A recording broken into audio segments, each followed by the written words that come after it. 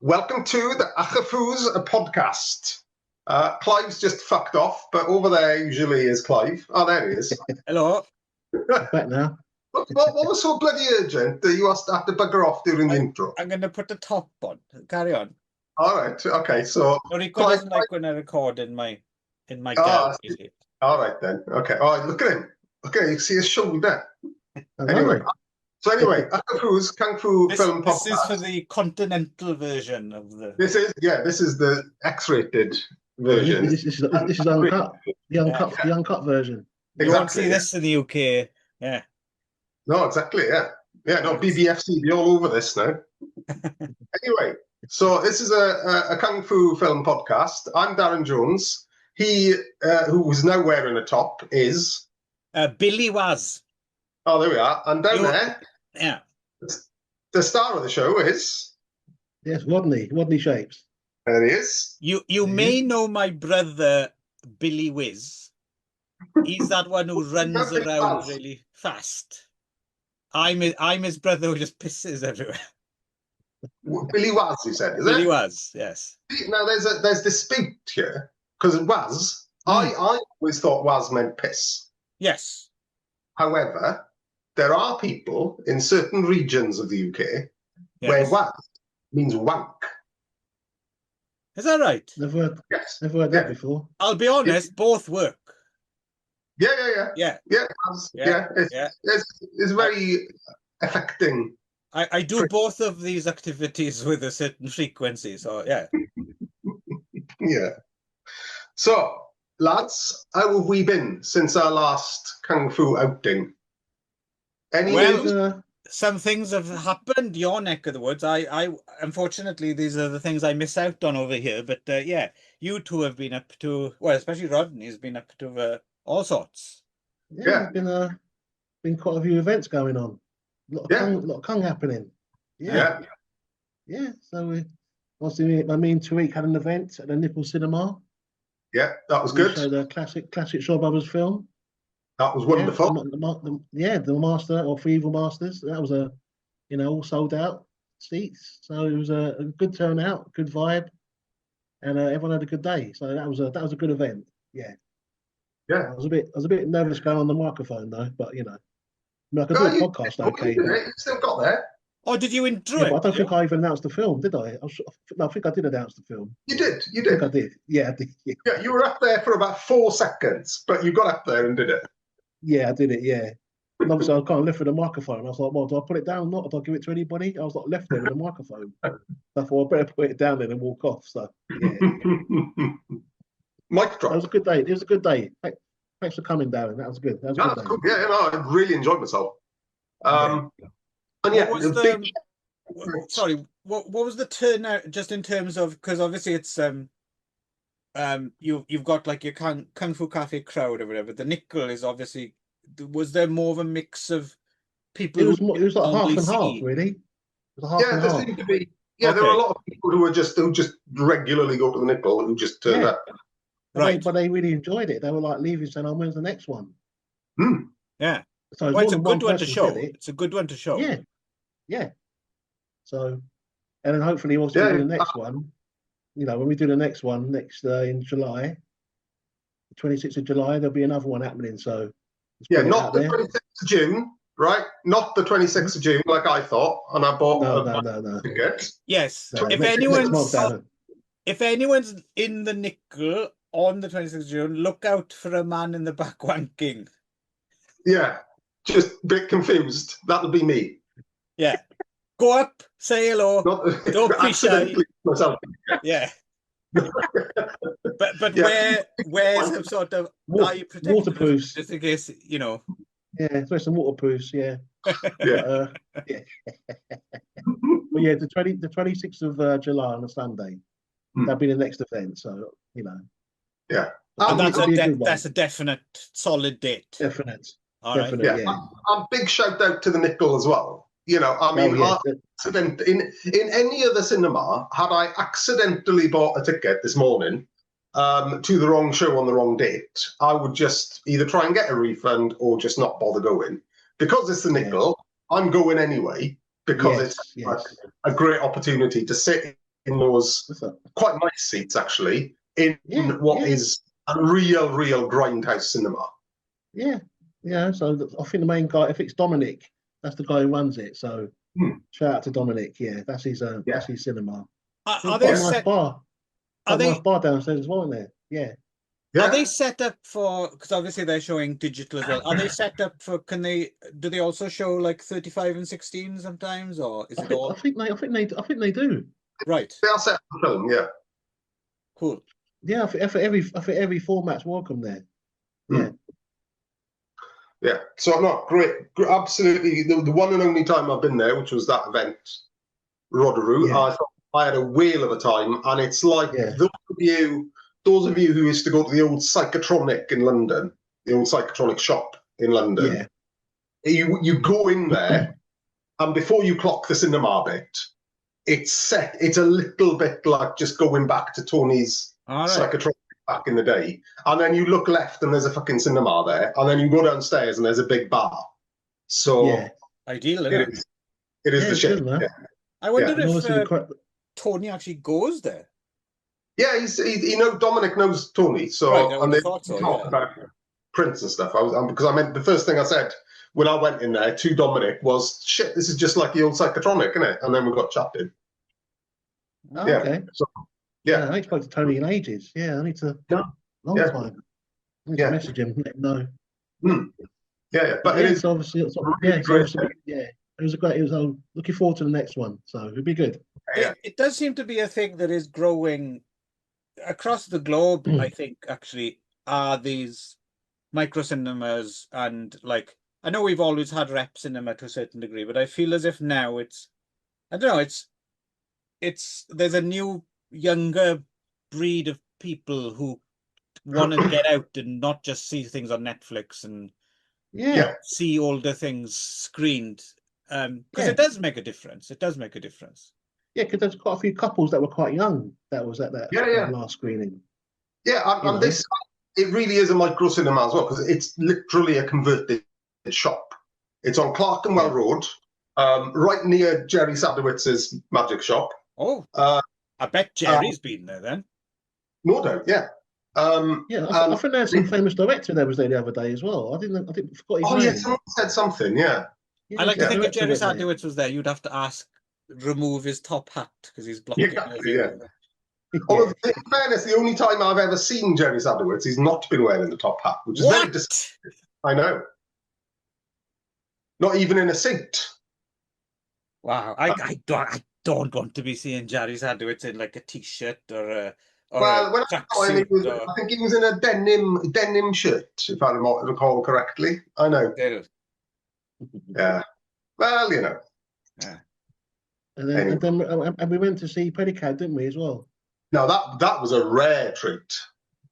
Yes. Pedicab driver on the big screen. Nice. Hell yes. Yeah. Where was that? That was a good. That was a Garden Cinema. Garden Cinema, yeah, in Holborn. Okay. Yeah. I think it's Focus. Is it Focus Films behind that? James Mudge. It's Hong Kong. Yeah. Yeah, but I think what they called the people that are behind it, the screening, there was Focus Films. It's Hong Kong. Weren't they? Yeah. So is that maybe showing at some other venues around the UK? No, it's there. Yeah. All right. Yeah, I think we saw they showed the sword. I think I saw the sword there as well. I'm sure I did. Yeah. And they showed the Troy Hart film, didn't they? The Troy Hart film, didn't they? And I went to see Rouge there. I saw Rouge. Okay. That's the first time I went there. But I know they are linked with the kind of, well, you want to say propaganda, but you know, the tourist board of Hong Kong, because they always show like a Hong Kong, you know, tourist, you know, visit Hong Kong. We have right. Oppressive government, and you know, so they always show like a little trailer for just Hong Kong in general, which they're not going to be screening any of the Taiwanese films we'll be talking about in a few minutes then, anytime soon. No, I suppose they could screen them, but just say, they're Chinese films. They're Yeah. No, to be fair, the dude that runs it is devoid of, you know, attachment to, you know, the Hong Kong government or the Chinese government. He's just a dude who likes food. I mean, it's a complicated, thorny. I mean, you know, we know people who, you know, live there, and you know, they're not in any way. I mean, what you can do, right? It's Yeah, exactly. Yeah, nothing an to do. odd situation to be Yeah, find yeah, yourself in, isn't it?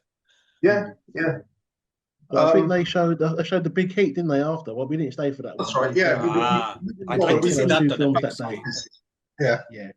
That would be because I haven't seen that film in decades, and it's also a film like I haven't seen it since I kind of have a taste for, like, I think when you first hear about these things, you think they're just going to be wall to wall madness, right?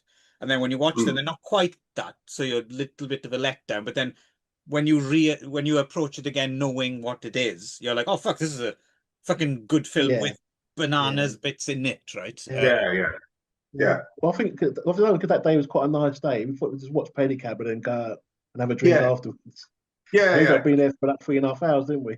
Yeah, exactly. Yeah, we did somewhat overstay our welcome in the pub, which was good. But it was a nice day in it. So it was nice. It was nice hanging out and talking food. You know. Yeah. Yeah. In the pub after you know, going to see some good food on the big screen. You know. Certainly envy over here. That's why I'm wearing green. Yeah. You see, I would have definitely. One day I'll join you fellas, and it'll be a nice day. Yeah. But you know, I must say we're quite sport for events over here at the moment. So no, it's really good. And we've got Clubfoot as well coming up, haven't we? Which one? Clubfoot next week. Yeah, Clubfoot. Yeah, next week. Yeah, Eastern Heroes, 21st of June. Wow. 20. Yeah. So as we were saying, Clubfoot event, 21st of June. June. Yeah. The Lumiere, is it, in Romford? Lumiere in Romford, that's right. Yeah, so that should be a good event as well. Yeah. It's not Clubfoot with a K, is it? No. Do you remember the old club? I think where was it? It was somewhere. Was it in like Copenhagen or something? There was like a club, and it was exclusively like psychobilly music, like stuff like Meteors and Guana Bats, and there was a CD series I remember of, like, they released live at the Clubfoot. Do you remember them? Like a whole series of CDs. Yeah. So cool.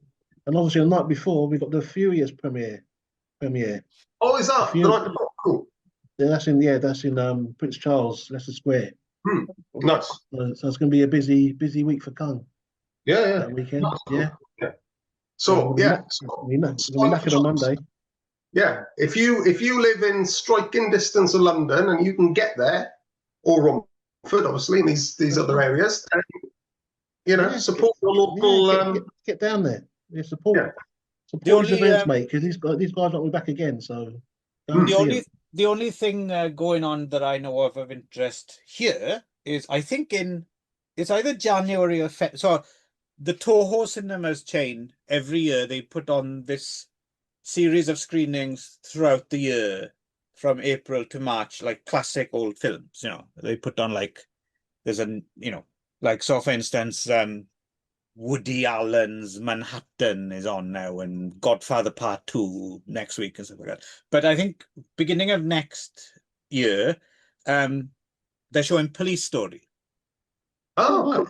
Okay. Which I've never fucking seen on a big screen. Oh. And that seems like a film that needs seen on a big screen. And, you know, it doesn't fun. matter about the subtitles. I know Police Story, you know, inside out. Yeah, it's fairly easy to follow. Yeah. So I'm going to go see that, I think, just to see Police Story on a big screen would be quite cool. Yeah, cool. That'd be good. Yeah. Yeah, so lots of events happening everywhere. Get there if you can. You know, you know, when you've got people like Ricky and Toby bringing over Hong Kong stars, right? Hung Yan Yan, Clubfoot, right? Well, Clubfoot's actually already here. Well, never mind that. Never mind. I know. But when people, you know, because clearly they're being paid for their efforts, right? Yeah, that's right. You know, if one event like that loses money, they never happen again. So it has to be supported, right? Yeah, man, you've got to come. Yeah. Look, let's get on the Elizabeth line and get down there. Yeah. Or buy a ticket and don't show up. That's what I'm saying. Well, that too. Yeah. Or buy a ticket to the wrong event like Darren did. Yeah, Exactly, yeah. Or buy a ticket to, you know, I mean, a look. kung fu film in July and instead go in June. You know? Look, man, look, it's only 10 quid to meet Clubfoot in real life. Come on, it's a That's bargain. great. Yeah. Come on. Yeah. Come out and support. Yeah. Yeah. Ironically, I can't actually make that, but never mind that. Is that because of your own Clubfoot? No, actually. Oh. No, I have to get up at the crack of dawn, take Geraldine and her friend to the airport, and then I have another event that I was committed to 6 months ago in the afternoon. So I'm knackered on that day, unfortunately. Are they showing anything, or is it just a meet and greet? We don't know. I think they're going to, but we don't actually know yet. Oh, interesting. I wonder what obviously that it's got to be a club-related film, so I don't know which one yet. Right. So, but they're obviously going to have quite a good Q&A, because that guy obviously has worked with the best, hasn't he? And he's done a lot of films, and you know, so he's probably got a good story to tell as well. So, yeah. So it'll be a good day. Yeah, cool, brilliant. Hope he stays on the mic a little bit longer than you did. Well, it's more Rick, isn't it? Because Toby's not really the mic man. That's more Rick, isn't it? So yeah. No, I was thinking specifically Hanyan. I was thinking if he. You know, yeah, but we'll see. Yeah. So, what are we doing today then, lads? Today was all my fault, by the way. Yes, Darren's choose to pick this time, wasn't it? Yeah. So I struggled. I was kind of struggling with it because I knew exactly what I wanted to do, but I didn't know how to do it. Because I wanted to talk about Pangang, right? Pengang. You used to say his name, right? Pengang. I've always said Pangang. I'm always going to say Pangang, but Pengang, fair enough. And it's really, really hard because I really want to show him off as not a performer, but a choreographer, really. But he hasn't directed anything. So, you know, I thought, well, he's a long-term partner of Lee Nam. Let's do Pangang Lee Nam double, right? Yeah. And initially, I picked Piranha Girls and Blood Brothers, neither of which I'd seen. I hadn't seen Blood Brothers from '82 or Piranha Girl from, when is that? It's around about the same time, isn't it? 82, 83? Yeah, I haven't seen those two either. It was the first time I've seen Blood Brothers. So I can't believe you're not using the title Lunatic Frog Women. I keep forgetting it, and I only know it as Piranha Girl in my head. Anyway, well, it's Lady Piranha, is AK. It's not Piranha Girl. Oh, Lady Piranha. Sorry, I hadn't looked it up because we weren't doing it anyway. But anyway, well, Lady you're Piranha. Probably getting confused with, isn't there? What's that film? Is it Piranha Girls in the Avocado Jungle of Death or something like that? No, that's something else. Amazon Women, isn't it? No, that's Amazon Women on the Moon. Yeah, no, I know what you. Piranha Girls. I think it's. Is it? Yeah, I've never seen that. Yeah. Oh, okay. Yeah, anyway. So I really, really wanted to kind of find something that we did that Pangang Lee haven't done, and I suppose the obvious thing would have been a double bill of Invincible Sticks and Lady Avenger, say, right? Yeah, exactly. Yeah. But we've already done them. Yes. Oh, have you? Yeah, we've done them years ago. Yeah. So I thought, no, because we were more talking about the stars and the director rather than the choreographer, and I really wanted to show off the choreographer. So I wanted something else. Yeah. And I also wanted something I hadn't seen before, and that something is Blood Brothers. I've never seen it either. No. You haven't seen it? Oh, wow, yeah, it's. Yeah, you know what? I must say, this is probably the first film I have not seen since I've done this podcast with you guys. There you go. I'm taking that as a compliment. That's it, mate. Yeah, first time I haven't seen it. Yeah, it is Kung, isn't it? Yeah. So anyway, so my choice was Blood Brothers from 1982, as I've said, and Wild Panther from 80. When is that? 84. 83, I think.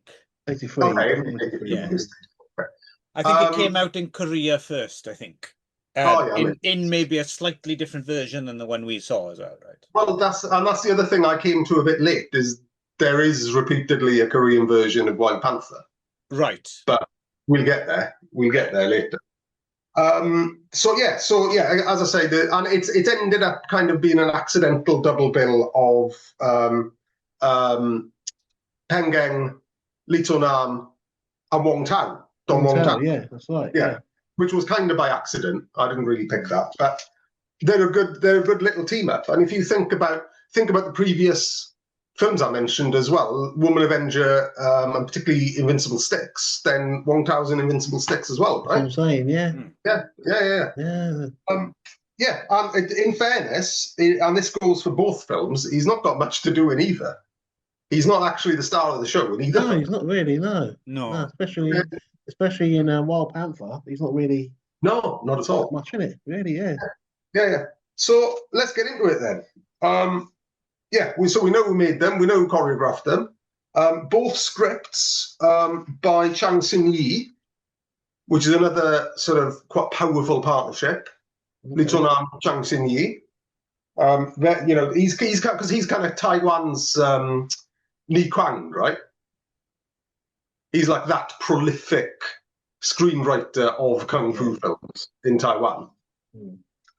Okay. And I'm not sure there's not a Korean connection there as well, because he seems to write a lot of those films that end up being Korean-Taiwan co-productions as well. Where did you get, because I don't think I clocked this, the screenwriting credit for Blood Brothers, because I don't think it's on Hong Kong Movie Database. Is that from IMDb? No, that would have been from HKMDB, unless I'd confused the both films, but I don't think I did. Because, I couldn't find a screenwriting credit for Blood Brothers. Oh, but you might be right, though. It certainly is Chang Sin-yi for Wild Panther, if IMDb is to be believed, yeah. Yeah. Hang on, I because I'm that sort of person, I can't. Yeah, quite right. Yeah, no, there's not a screenwriting credit. Actually, let's say it's not Chang Sin-yi, and I may have written down that note from. It's not on HKMDB, and that's the only place. I mean, neither of these films are real. I mean, the screenplay is not really their forte in either one, right? So I don't think it really matters. No. Nothing too technical here, is there? So no. But this is kind of one of the more traditional-ish films, and it's kind of a mashup, isn't it? It's kind of a mashup of a kind of a Taiwan gangster film. Yeah, I must say I do like my Taiwan gangster films. Oh yeah. Actually, both of these and the Lunatic Frog women as well reminded me, just in general, there's something, even though none of the films are necessarily brilliant, but I really like Taiwanese films of this era. Like these early 80s exploitation films out of Taiwan. I don't know why, they just fit like a old pair of slippers or something, don't they? They just feel, I really like being in this world for some reason. Yeah, I think it's quite gritty and it's quite roughhouse, isn't it? And yeah. Well, again, it's got a lot. The first half of Blood Brothers, or maybe the first third of Blood Brothers, at least, it's kind of a basher, right? It's a Taiwan. Although the choreography is better than you'd see in a basher, it's one of those rough, bone crunching kind of. It's more pub style, just rucking and exactly. Yeah. There's nothing gritty about the fights here. So, Also, the one thing less important than the screenplay, I would argue, is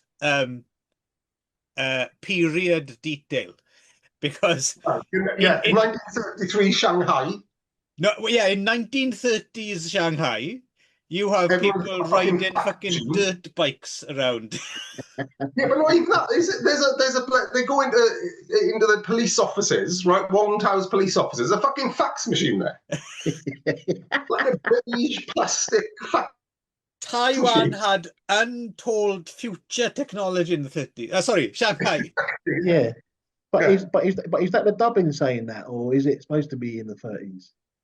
No, it's Well, it's it's an on-screen title, isn't it? I think. Yeah. It says on there. Yeah. We're going to go with the gambling dens. The gambling dens. And I think because they're riffing off. What's it called? Big Boss of Shanghai, right? With the pocket watch, Chan Sin. Yes. White. Yes.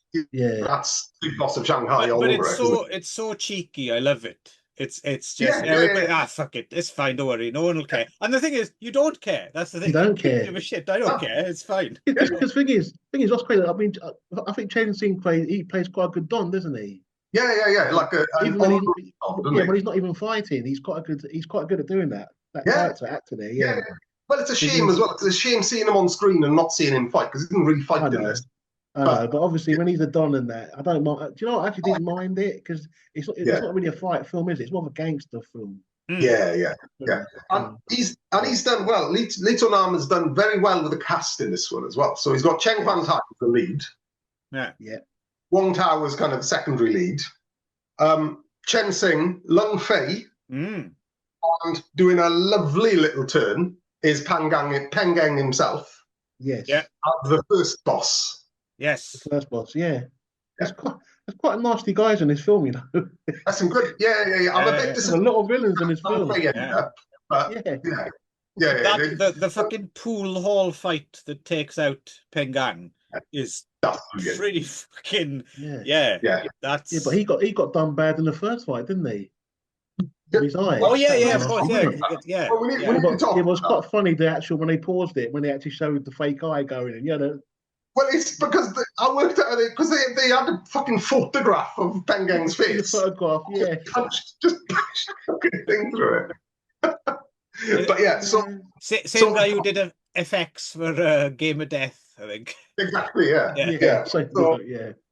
So plot as such as it is Chen Fan-tai and Wong Tao work for Peng Gang, right? As they run like a gambling thing for him, low level kind of guys, and they decide to nick a load of money, put it on this weird animal casino auction. That was mad, wasn't it? The different animals, wasn't it? On the so you have to pick an animal, and then somehow an animal is decided, but the real animals are there.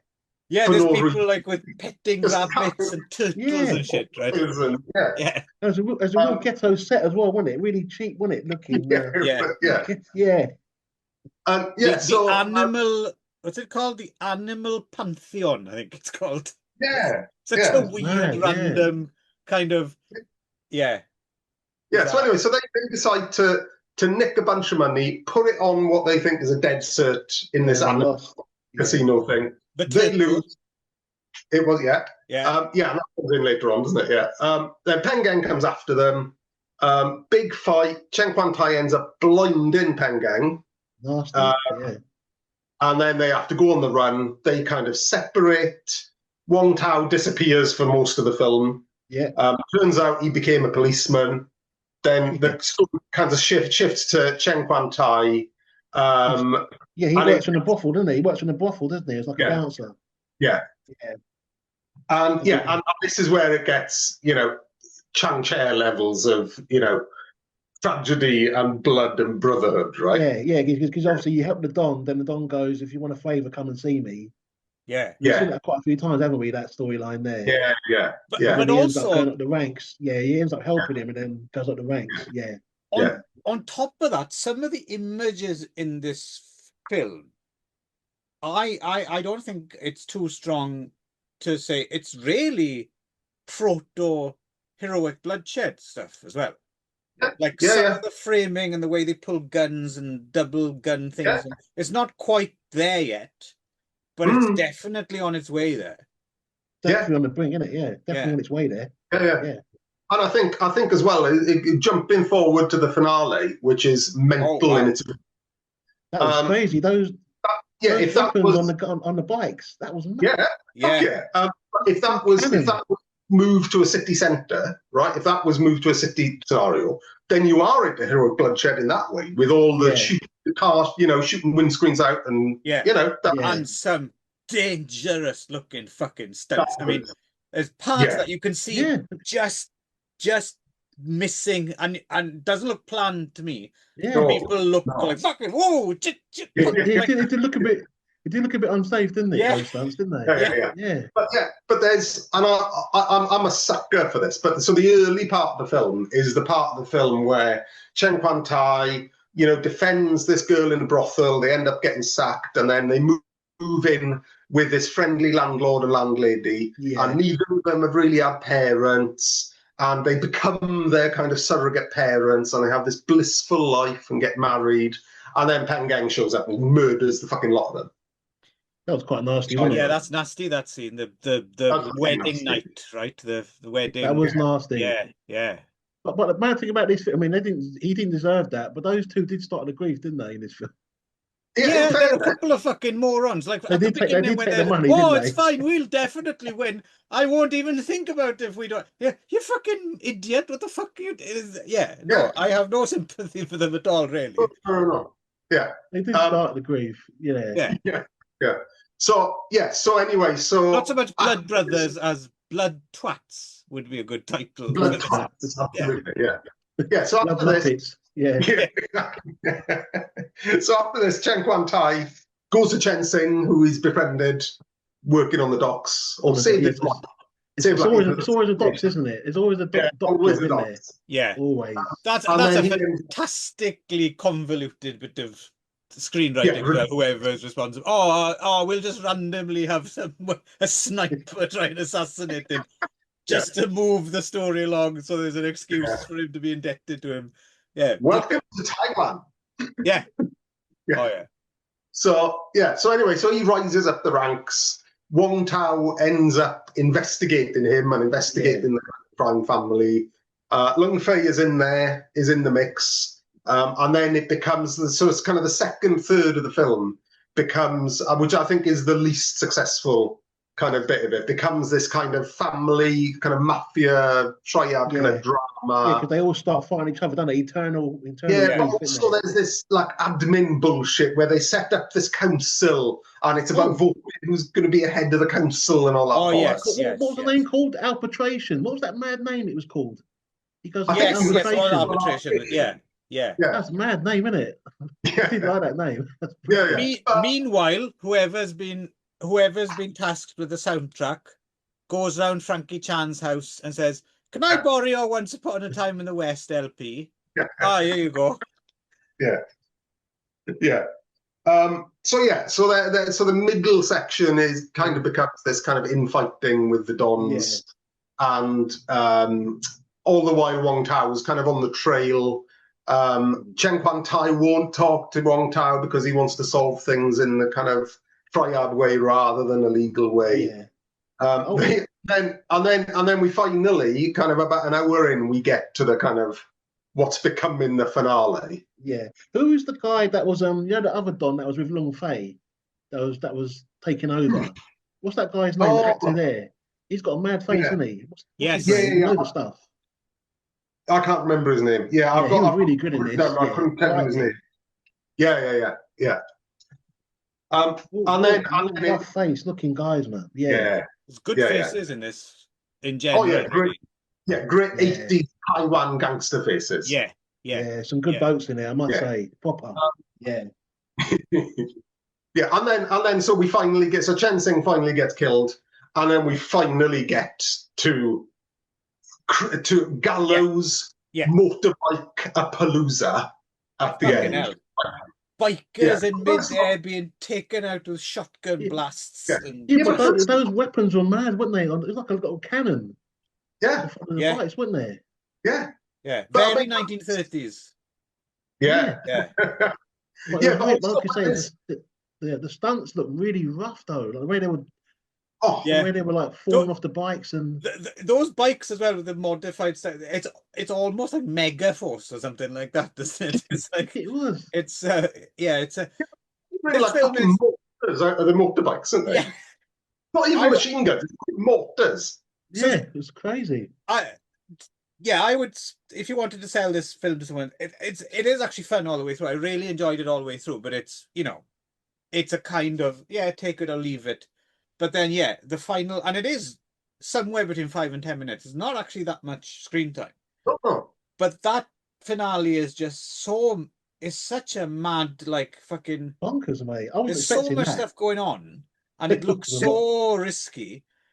But it's like it really does make the film. You've got to see it just for that, really. That's what I mean. I because think that ending, that is really a heroic bloodshed ending, isn't it? Really?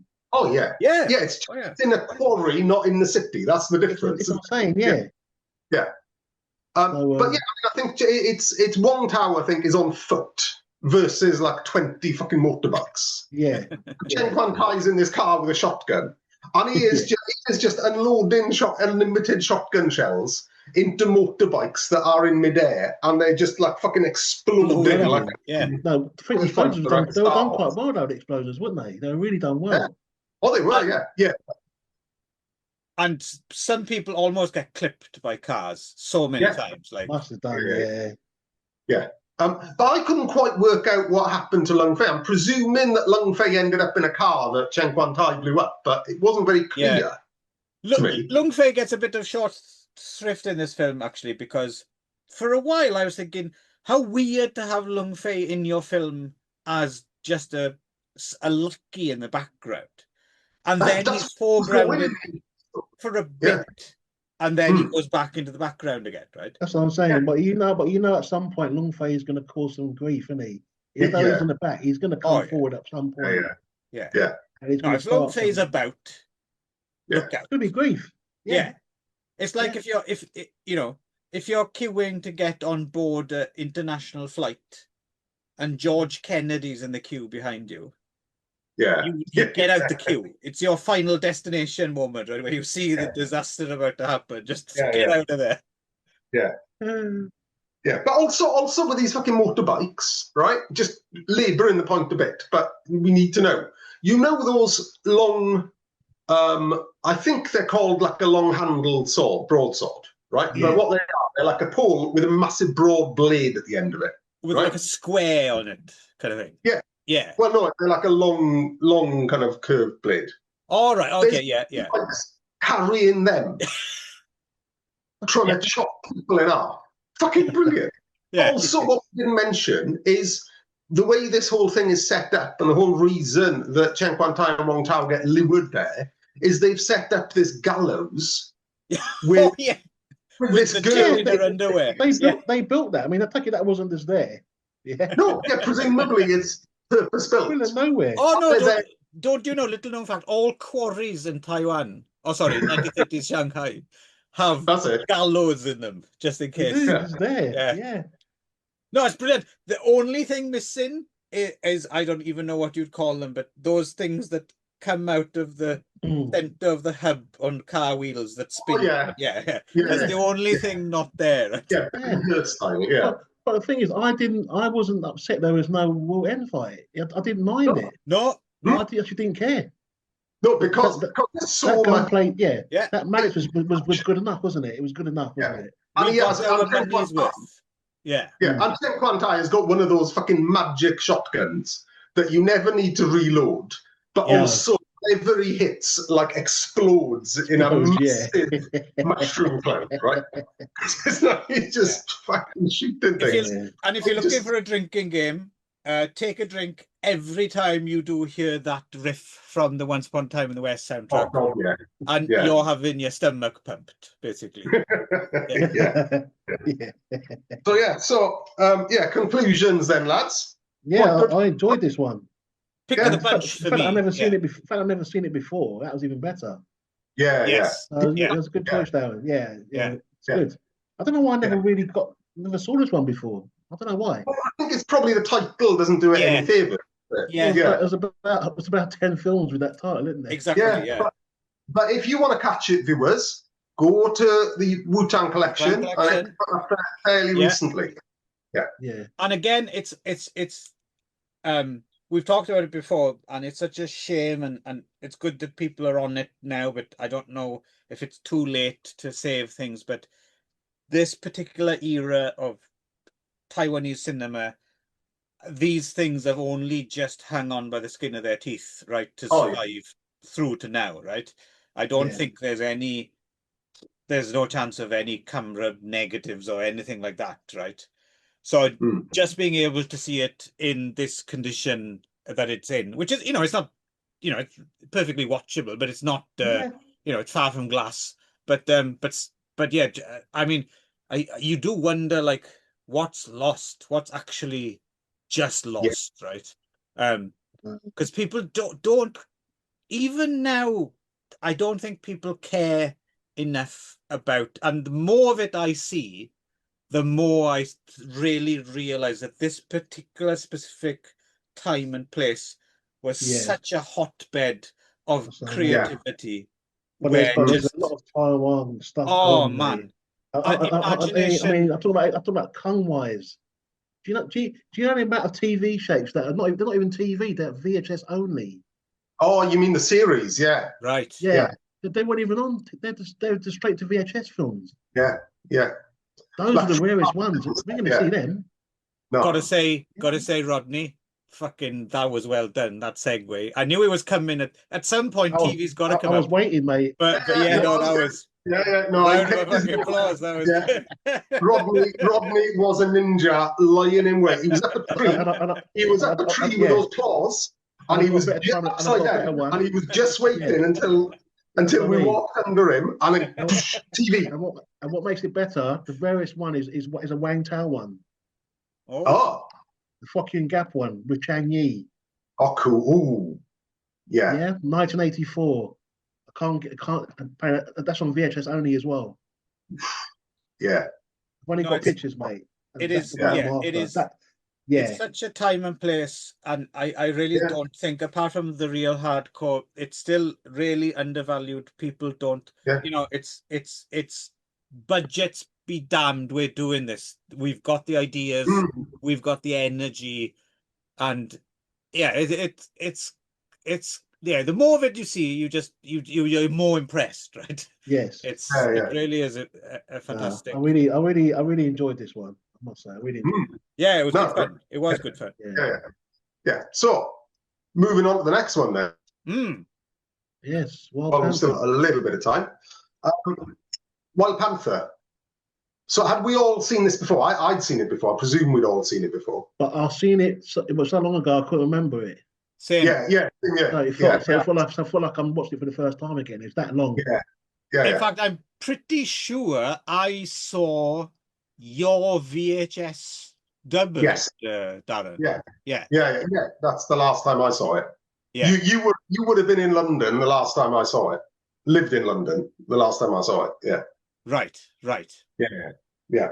And it's got quite the cast, to be fair. And again, it's Lee Chun-nam, Pen Geng, and this one is definitely Chang Xin-yi, right? Screenwriter, right? Yes. Well, it's interesting. Again, this is one of those confusing ones, and because I'm a bit of a strange person, I eat this shit up with a spoon. I love these Taiwanese Korean co-productions because it's such a fucking tangle of who did what, and like if you look this film up on the Korean movie database KMD, under the English title The Pursuit, or Chijok is the Korean title, they don't even credit Don Wong. That's mad, really. Well, maybe he's not in it. Maybe they've done a Ninja and the Dragons. Could be. But they don't even credit Lee Chun-nam. It's Nam Gi-nam, who I guess probably was the director of the Korean cut, but still, no mention of Lee Chun-nam, no mention of Don Wong.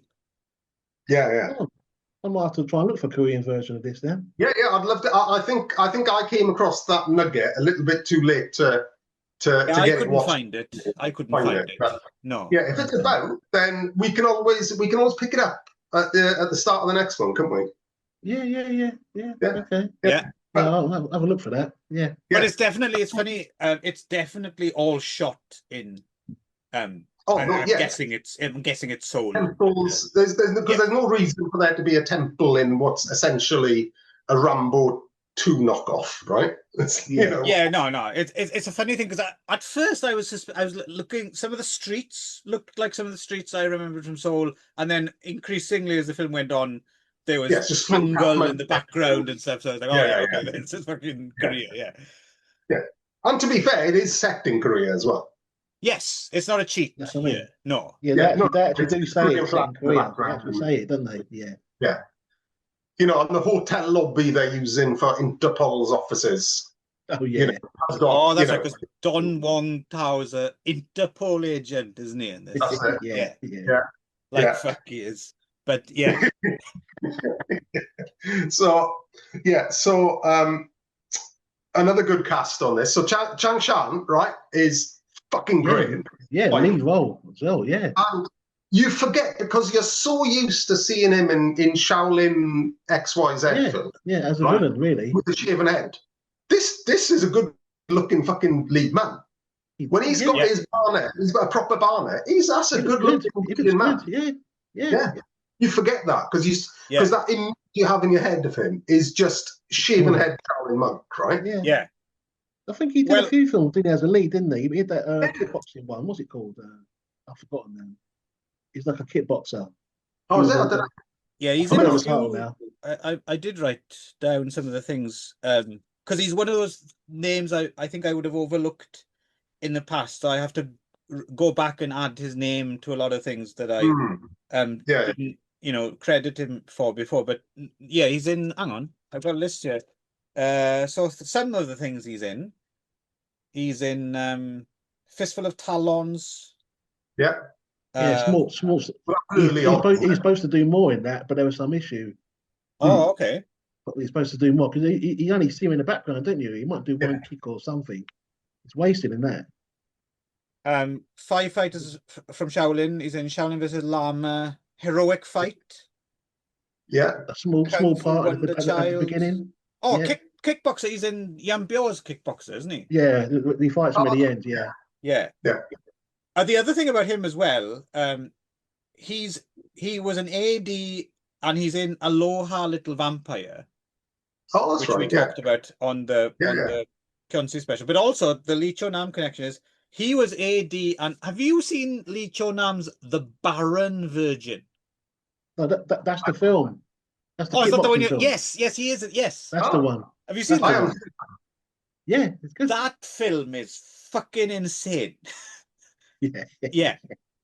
Okay. I mean, just to, I mean, not to spoil it. I'm not going to spoil it, but it's basically a weird action thriller that is based around the conceit that the main woman has a hymen that you can't break through. Oh, And I'll just leave it there. Wonderful. Yeah. Crazy It's film, mate. fucking mad. I saw it not that long ago, and I was like, Jesus Christ, Lee Cho-nam, what the fuck are you? This thing's off the wall. It's so sleazy. They put Chan Shan as the lead in that. Sleazy. Yeah, and Chan Chan's in it. Yeah. Cool. And he was an assistant director on it as well. Yeah. So good pedigree, right? And it's his film, right? It's Chan Shan's film. He's the lead.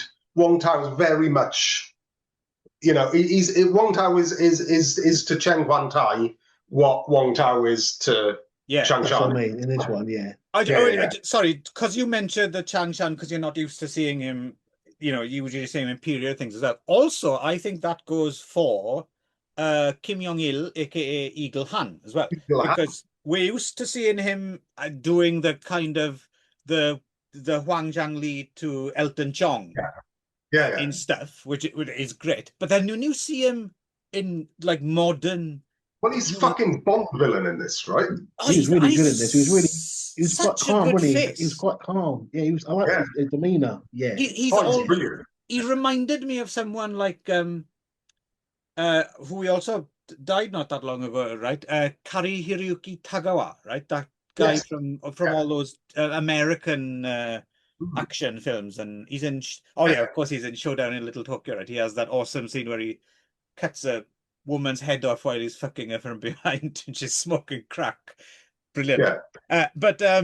He's got that kind of weird mix of like actually really, really handsome, but scary looking. Yeah. He still looks ill. Whenever I see Eagle Han, he always looks like he's on fucking death's door. And it's not how they make him up or anything. I genuinely think that's what he looks like. No, he's got a mad look about him. Yeah, he needs some vitamin C. Aye. Exactly, yeah. Yes, sorry, just being interrupted by the offer of a cup of tea. Thank you very much. Well, that's a nice interruption, isn't it? That's a lovely. Yeah. Yeah. Anyway, It's not but the first scene with him in the taxi, that was mad, wasn't it? Yeah, madness. Yeah. So yeah,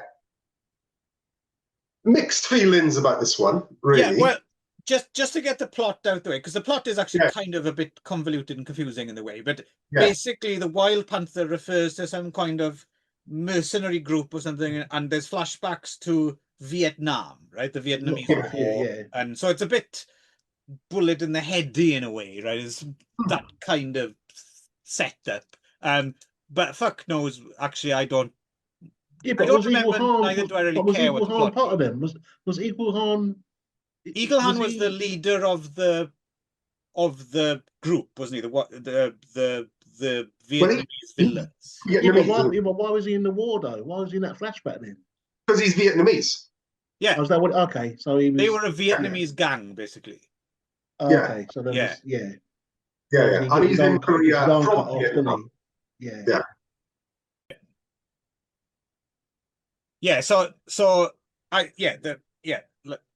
So the plot isn't the strongest, so it doesn't really matter. Yes, you were saying mixed feelings, Darren. Please elaborate. Yeah, so on the one hand, it's a pretty cheap Rambo-esque, Dirty Dozen-ish kind of modern, right? Kind of modern day action, right? And it's quite convoluted. It's quite cheap. There's good action. There's very good action in it. But I like the gadgets he was using. The what? The gadgets that he was using. Oh yeah. We're good. Yeah. And there's another favourite of mine. There's forest traps in this as well. Snake traps. Always stuff. Yeah. But again, I had a similar problem with Blood Brothers in that the middle section. Thank you. The middle section is a little bit talky, a little bit convoluted, and you've got the kind of lame, the other Vietnamese gangsters who are just like bumbling fools, like breaking into hospitals. Yeah, because you had the three guys, they were like the comedy relief, but it doesn't really work. Yeah. No, the Korean guys on the comedy, I don't know. And this dude has got the weirdest fucking haircut. Yeah. Because he's been, I don't know if he's meant to be bald, properly bald, but it's like he hasn't shaved his head properly and it's really stubbly.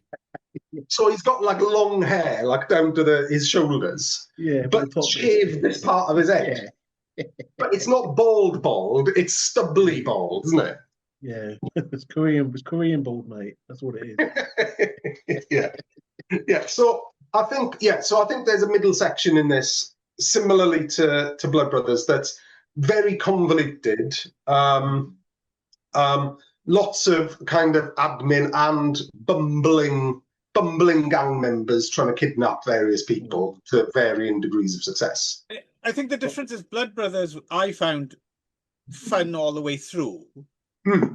This is actually quite boring for long periods, and you said, the action is good, but there isn't really enough. It's very lumpy, isn't it? Yeah.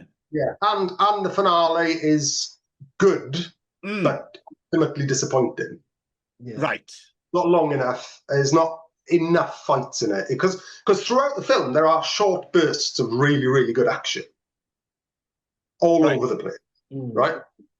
You know, whenever Eagle Han's on screen, for example. And what was her name? Peggy Mimboki. She was quite mad, wasn't she? She was quite. She's great. She's really good in it because she's unusual. I like that scene in the retail shop. Yeah.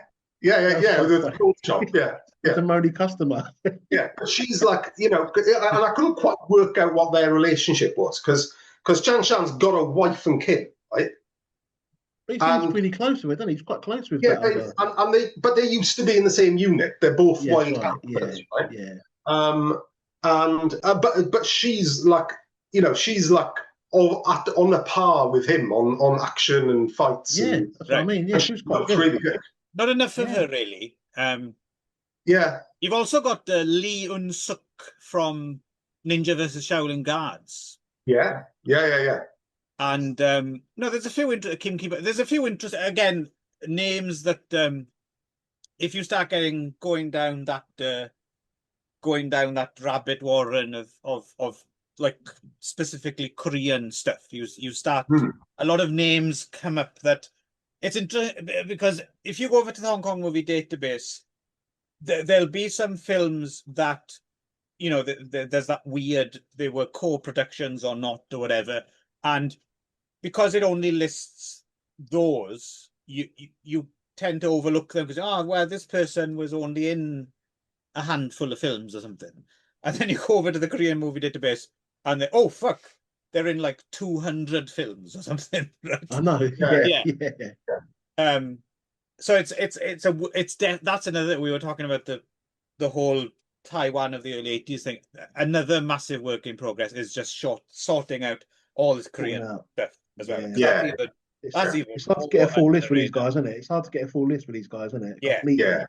Yeah. And like I said, you got sources like the Korean movie database, which are useful, but again, they're a bit too Korea centric, right? Because they just totally ignore everybody else, film, right? So yeah, we need some new resource for bringing that all. I mean, I'm doing my bit slowly, bit by bit. That stuff will come out in print. Yeah. But there is a good site. There is a good site that shows quite good info. It's like a Russian site. I'll send you that one. Okay, cool. I mean, that's really been helpful for me. For TV stuff, it's got everything. Oh, okay, awesome. Oh, great, yeah. Cool. But for some reason, it's got two Chan Shans on it, and they've got half his. For some reason, they've got half of his films mixed up, like two different guys, but it's the same. That happens. Yeah. And to be fair, got his name wrong on one of them. Yeah, and to be fair, when you're getting into Korean stuff as well, I mean that's I mean, when you know half the population is either called Park or Kim, then you're going to get people mixed up, right? Yeah. So yeah, in general, there's probably a little bit too much running around, too much kind of skirmishing, kidnapping various people, and bumbling. But when it's on, when this is on, right? When particularly Chang Shan and Eagle Han are going at someone, it's got those more. Because when Chang Shan gets his obviously when his wife and kid gets shot, then it's on, right? Then he goes and gets his own uniform, doesn't he? His old uniform. Yeah, and then it's rambles. Then it kicks off. Yeah, it was quite funny when the other guy is watching me go, is he going to war or something? Remember the henchman said that? That's quite funny. So is he going to war? There's an unintentionally hilarious scene near the end. Okay. Is that with the police? With the policeman? Well, you do see Chang Shan's full buttocks in this with that policeman when he gets injected in the arse. Yeah. So, ladies, if you were after Chang Shan's bum, then that's where you see it. But no, I was talking about the fight. There's like might be in luck, Darren. They might be showing Wild Panther the nickel. That'll wank. Yeah. There we are. Yeah. So anyway, towards the end, Wang Tao catches up with Chang Shan because they end up being at loggerheads because, you know, they're both after Eagle Han, but Wang Tao wants to do it the right way and Chang Shan's out for revenge, right? But they have this fight right near the end where they're going at each other in a playground. It's a really good fight, right? Good fight, And then they do that thing where they both exhausted each other. They're both they're as good as each other, and they both start laughing and then become friends. And then they just piss themselves laughing, and instant brotherhood. Just like that. Yeah, instant brotherhood, which is, I mean, I love it, but it's a bit crap, right? It's Here we go, Darren. Yeah, I was looking at good ale. It's good. Oh, okay. Yeah. Otherwise, it might not be up to your ale standards. It says but I'll doff my cup of tea to that. This is Kirin trying to do ale. Oh, right, cool. That surprises me they do that, actually. Is that expensive in comparison to... No, this would be a regular supermarket, which is why it's not really a proper... It's not really ale, but it's something a bit ale-ish. Well, to be fair, the stuff I drink podcast is and isn't ale, because proper ale should come from a cask with a hand pump See? and has sediment in it. Yeah. But the supply drink is in cans and doesn't have sediment. So Right. yeah.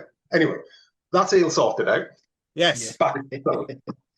Well, Well, yeah. have we got Yeah. much left to say about Well, Wild not really. Panther? But I mean, there's some nice, Oh! there's nice. Go on. one Oh, thing. There's some trivia, wasn't there, on this one? Mm. Oh yeah, Yeah, well, Tony. there's that. But also, did you notice? I mean, of all the stolen weird music you have in these films, this is fucking stuff from the Amityville horror soundtrack. Does it? I Yeah, didn't it's got notice. the Oh. Oh, yeah. Yeah, it must have seemed familiar. But I couldn't. Yeah. I'm pretty Yeah, sure but it's I was to say, Amityville. there's quite some good electro in this. Electro. Yes, there was. I don't know. I Yeah. couldn't identify it though. Well, No. there was like an electro, and there's like another drum. There's like a drum break as well that was in this. Yeah, Mm. yeah. No, the That was- music was that- quite interesting. Yeah, but the electro was superb. I actually Yeah. sampled that. I put an Oh, MP3 cool. of it.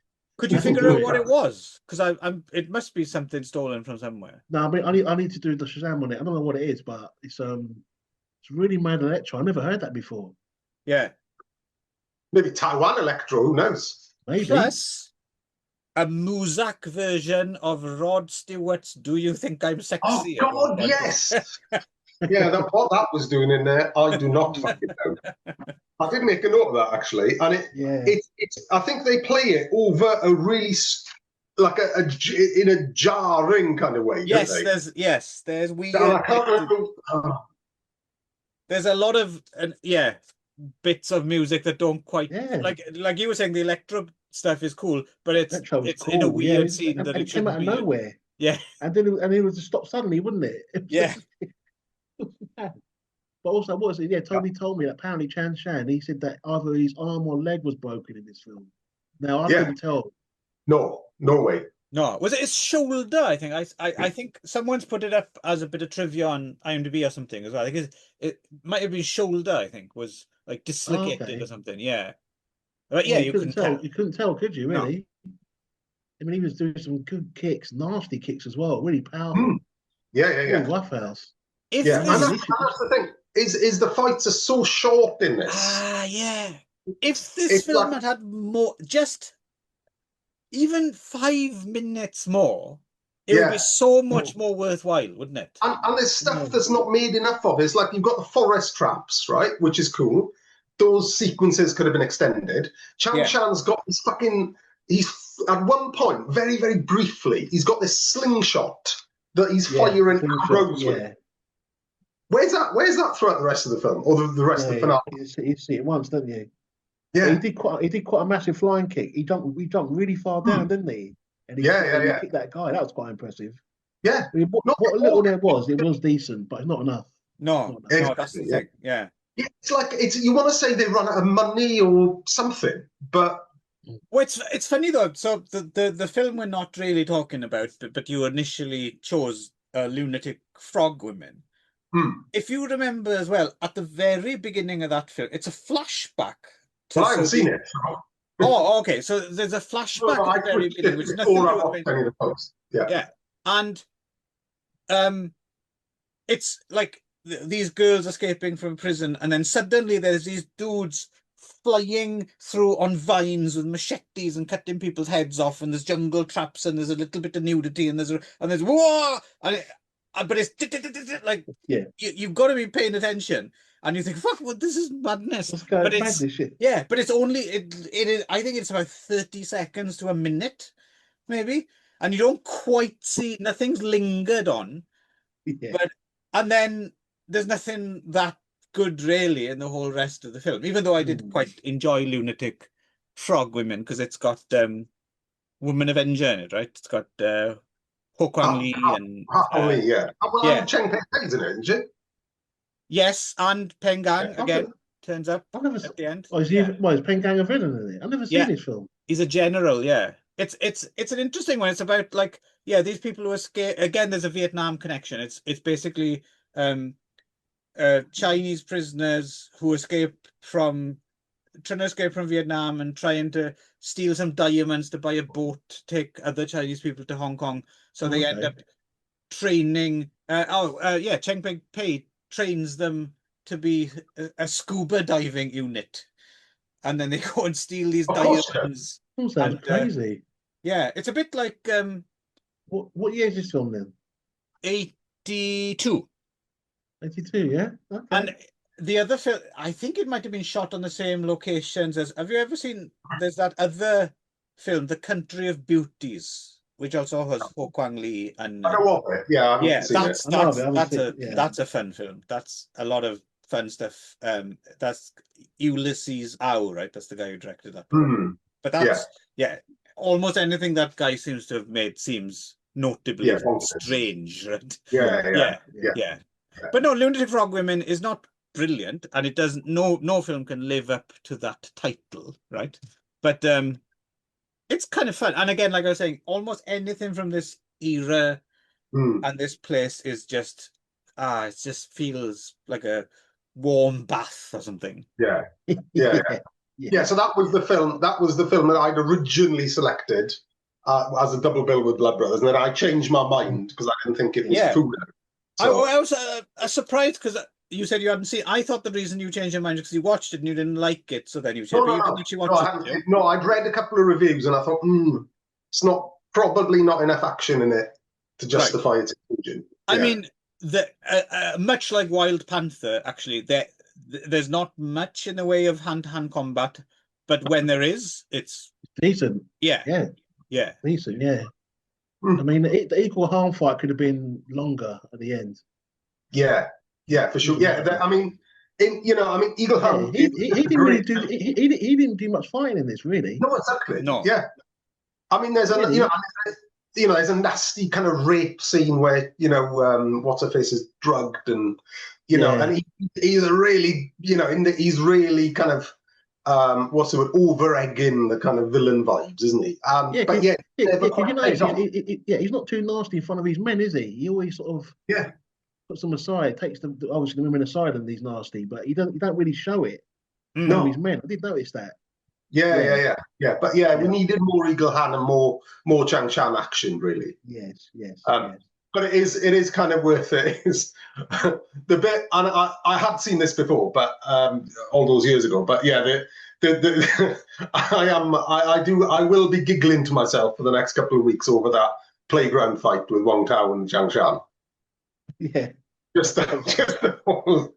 They thought, we can't beat each other, so we'll just be mates then. Yeah, exactly. Yeah. I mean, taking into account this film and all those IFD and film mark things, clearly it wasn't safe for kids to go to playgrounds in the 80s. Absolutely not. No, far too many ninjas. People fighting in them. Yeah, exactly. But they've done that in a few films, haven't they? That kind of theme there, where they end up beating each other half to death and then end up being mates. Yeah. But just in this one, I'm sure there's Hollywood. This has actually come from Hollywood, isn't it? I think this is coming back from Hollywood. I can't think of a film, the exact film, but there's loads of Hollywood stuff where that goes on as well. Yeah. But you know what I must say, I mean, Wild Panther wasn't as good, but I still didn't mind watching it. I mean, I didn't feel like I wasted an hour and a half. I mean, I enjoyed both these films, to be honest. So yeah. It's just it's nice to see the talent, even if they're wasted. It's just nice to hang out with them, isn't it? Yeah. And also as well, it felt like I was watching two new films that I hadn't seen before. I've only seen one before. It's been so long that I'd seen it. Yeah, see a new film again. So yeah, because there's a lot of films. You think about it, there's so many films in this genre, isn't there? You might have just watched it once, and it might have been like 20, 30 years ago or whatever. Oh, I remember hardly anything about Wild Panther. That's what I'm saying, yeah. What a shame as well that I'm pretty sure between that first viewing for all of us and now watching it again, thanks to the Wu-Tang Collection, quality hasn't improved. No. No. It's pretty much the same print. I think, isn't it? Yeah. But then, welcome to Taiwan, right? Yes, I mean, yes. But what's crazy? Korea. In this case, there's a few Taiwan films coming out on HD at the moment, like really obscure, like vampire ones. Actually, HD. Yeah. Well, there's like these Jack Long ones that. Yeah. Like School of Vampire. I paid good money for Mr. Vampire. Hello Dracula set. Yeah, Yeah, but there's quite a few Jack Long Taiwan's films Oh, coming out nice. of glass. weirdly enough, Yeah. I remember, I think about 5 years ago, yeah, these HD remastering things But they're random started films.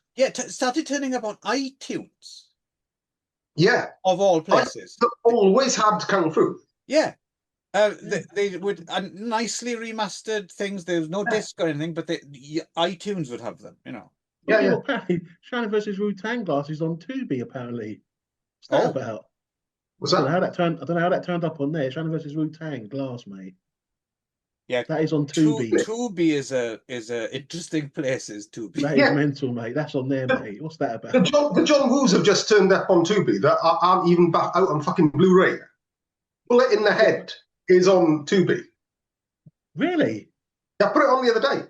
What? Same quality as the new one? Remastered? It looks remastered, but it's dubbed. It's only the dub. Oh, You can't put the subtitles on. The thing is nowadays as well, though, there is such a thing as AI remastering now as well, though, right? So it's not like necessarily a proper remaster, but it can look like a remastered, right? Yeah. So but that Wu-Tang one is proper. I mean, I had that print anyway, but it's mad that's on Tubi though. I haven't switched it on. Yeah. But man, that's on there, man. Yeah. I think it's English dubbed, so it's got English subs on it, but it's dubbed. Yeah. Yeah. Cool. Well. So we've come once again, sadly, to the end of another. Well, I enjoyed myself. Good chat. Yeah. And so next time, stepping up to the plate, it'll be Mr. Dennis again. It's his choice next, isn't it? Okay, well, I'll see what I can come up with. Yeah. Oh, I mean, you haven't let us down yet. No. I think I did with one, didn't I? Well, I think we've all collectively let each other down at least once, right? Everyone's picked one dud, but the other one's usually good, right? But that's all the fun of the fair, right? Yeah, I haven't done 2 blunders, no. But no, but didn't I pick one for you guys and I wasn't there? Oh yes, Crazy Nuts. And you even said, "Oh, no, yeah, we didn't know what the fuck was going on. We had fun talking about it. We might have had fun watching it, but we had fun chatting about it. Well, that's the thing. That's the joy of doing the show, right? Is that even if you had a bad time, at least you can look forward to coming on here and moaning about it, right? Because you know, there's fun in having a good moan. Why did he pick that one? You said. Why didn't he pick this one? Yeah. Yeah. That's all right. We got there in the end. Yeah, got there in the end. And that's just the stuff we said on air. I mean, the stuff that we haven't recorded, bloody hell. Yeah, I'll think of something. I'll mix up. So we're just doing the 2, yeah? I'll think of something. Yeah. Well, you got a while. I'll be putting this up soon enough. But yeah, the countdown begins. It's a month, right? That was using. Yeah. Anyway, that's a bit of behind the scenes. So good. Nice one. Nice work, Darren. Nice one. Enjoyed this, and shall see you all again sometime soon. All right. Next time. Toodaloo. Bye. See you, mate.